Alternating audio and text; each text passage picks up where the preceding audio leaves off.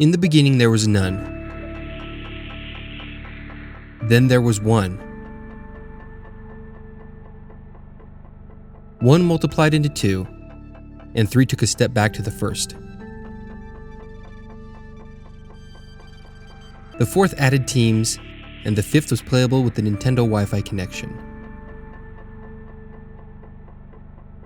The sixth, well, that one's on the Wii, and the third dimension showed up in the seventh.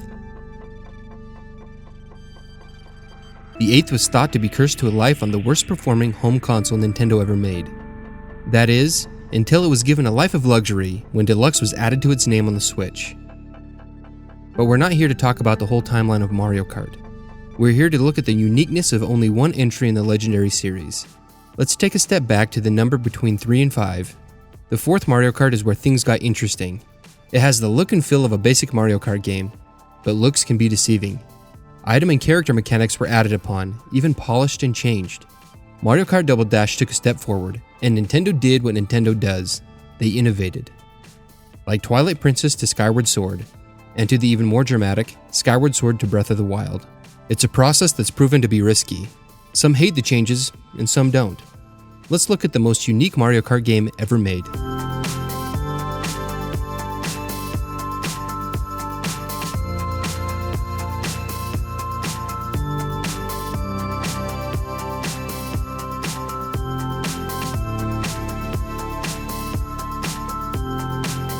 The Mario Kart games have been a steady gaming staple in many people's lives.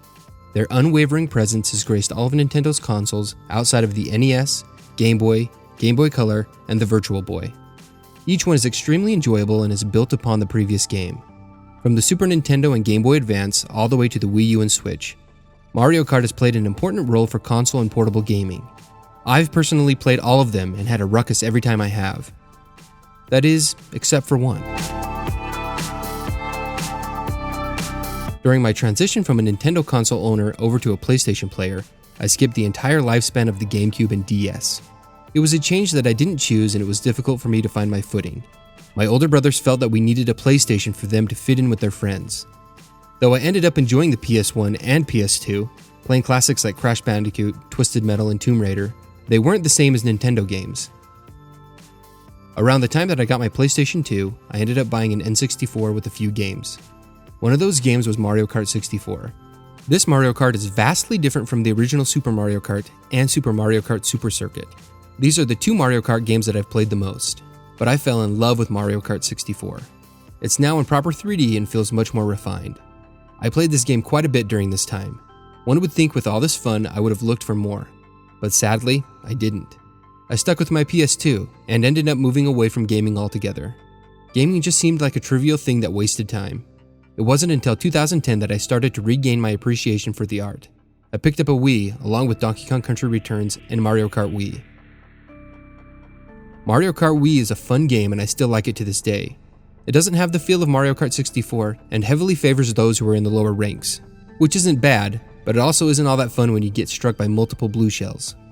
In the following years, I picked up Mario Kart 7 for the 3DS, Mario Kart 8 for the Wii U, and Mario Kart 8 Deluxe for the Switch. All of these are fantastic and remain some of the best games on their respective consoles. I even played Mario Kart DS on the Wii U Virtual Console and loved it. It plays great and made me wish I had it earlier. But that leaves a gap in my Mario Kart history. I've never played Mario Kart Double Dash. Mario Kart Double Dash always seemed like a gimmick game.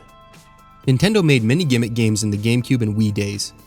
Games like Super Mario Sunshine, where Mario has the Flood backpack and shoots water, Skyward Sword that was built to rely completely on motion controls, and Donkey Kong Jungle Beat, which has you use the bongos as a controller. Double Dash seemed like it was one of these games. I based this idea just by looking at the cover, which has a very famous error on it. Luigi is looking left, and his hat displays the letter L backwards. The title screen has him looking right with no visible L logo. I look for it every time I pull this game off the shelf.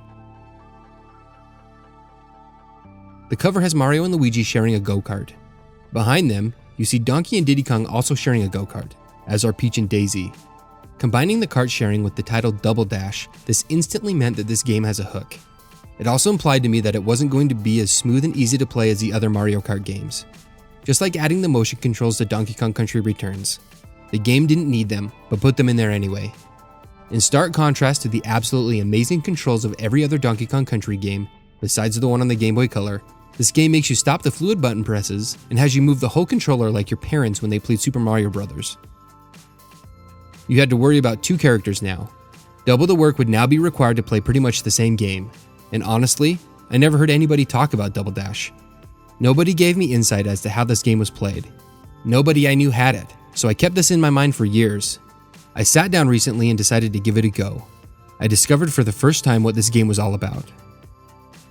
I lightly played this game over a weekend, and in no way did I delve deep into it. First of all, this is a Mario Kart game. The basic gameplay is here, just as it is in every other entry. You race around themed tracks and try to get into first place. The biggest difference in this game, compared to all the other Mario Kart games, is the reason I judged it poorly for so many years. The 2 characters per kart mechanic. This was the one thing I wasn't looking forward to when I booted it up. But as it turns out, I actually really like it. You get to choose 2 characters out of 20 to man your kart, though you only have 16 to start with. You can choose to keep the obvious teams together, like Donkey Kong and Diddy Kong, Mario and Luigi, Bowser and Bowser Jr., and you get it. But you can also make yourself a gumbo and mix them up into something amazing. This is awesome, because you can choose who drives and who manages the items. And you can change between the 2 during the races with the single press of the purple Z button. Swapping between the characters is such a cool mechanic. With a driver and a rider, you can grab and retain 2 items at once. When you run into an item box, the character in the back gets that item. When you swap the characters' positions, the driver is now in the back and you can get an item when you run over an item box, giving you 2 whole items you can use on those who are better than you, and swapping between the 2 happens really fast. As per usual, there are item pickup boxes that give you a random item to help you or impede other racers. There are also double item boxes you can get that fill up both item slots for each character. This double item box also returned in Mario Kart 8 Deluxe for the Switch. There's the staple items like red and green shells, mushrooms, banana peels, star, lightning, among others. In all the other Mario Kart games, triple shells circle your kart, giving you a defense. In Double Dash, the characters juggle them, leaving the kart completely defenseless. I really liked having that defense with the triple shells. This new thing they did, I'm not a fan. But what makes this game different from the other Mario Karts are the new special items specific to each character. Mario and Luigi have fireballs. Bowser and Bowser Jr. get giant Bowser shells. Donkey Kong and Diddy Kong are given a huge banana. Wario and Waluigi get bombs. Yoshi and Birdo have giant eggs. Peach and Daisy have hearts that circle the cart. Koopa Troopa and Paratroopa get triple shells. Toad and Toadette are rewarded golden mushrooms.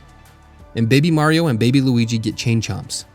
There are also 2 unlockable characters, Petey Piranha and King Boo. They also have special pickups, but they get the ability to use any of the other characters' items. I'd love to talk more about them, but I never unlocked them. Drifting in this game is also pretty good. It gives you a small boost when you produce the blue sparks. I like the small indicator. It lets me know when I can call it quits on the slide. It also feels very natural to use. The only hiccup I had with it is that it was missing the tiny hop I've become accustomed to over the years with the most recent entries. It's by no means a deal breaker, and is very easy to adjust to during an initial race. But it was a little surprising that it wasn't there. There are 4 cups: Mushroom, Flower, Star, and Special. Each have 4 tracks. I read that there's also a 5th cup, but I've never seen it. As it turns out, I'm not very good at this game, like at all. I can usually mop the floor with my opponents, but not in this one. It's proven to be the speed bump in my Mario Kart prowess. I can clear a cup with absolutely no problems. Then I start a new one, and I can't seem to get past 4th place. I usually end up in the back. It makes for frustrating do-overs.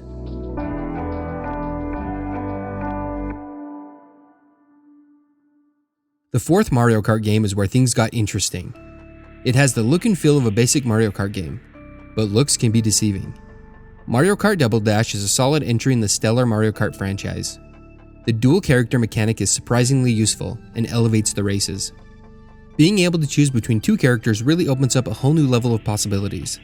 The special items were also a welcome surprise, as were the double item boxes. It's covered with that unique Nintendo charm. And though it might be the weirdo middle child surrounded by others who take up most of the spotlight, It manages to deal the same addicting gameplay we've all come to love about the series. It stands as the one game in the series to change things so drastically. It's a shame we haven't seen the team mechanic return in later entries. If you like any of the other Mario Kart games, I'm sure you'll like this one. It's a nicely polished diamond in the Mario Kart ring.